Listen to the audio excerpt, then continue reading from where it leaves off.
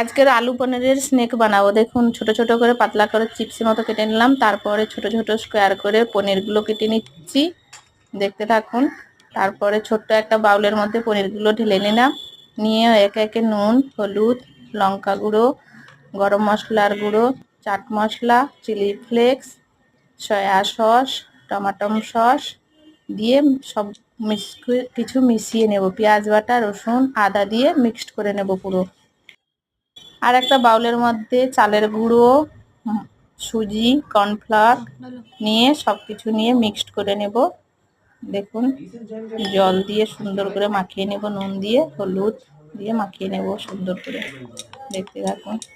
সব মশলাগুলো দিয়ে ভালো করে মাখিয়ে তারপরে আলুর ভেতরে পনিরগুলো দিয়ে টুথপিক দিয়ে টাইট করে বন্ধ করে দেব।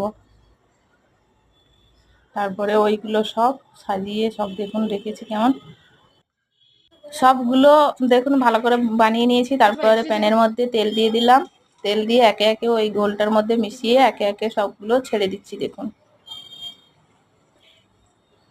ভালো করে লাল লাল করে ভেজে নেব। দেখুন কত সুন্দর লাগছে, দেখুন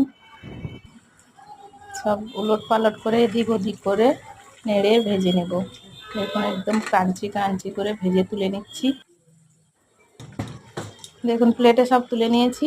তারপরে আর এক স্টেপ ভেজে এই দেখুন চায়ের সঙ্গে সস, সয়া সস সব কিছু দিয়ে, চিলি সস দিয়ে, চাট মশলা দিয়ে সার্ভ করছে দেখুন চায়ের সঙ্গে।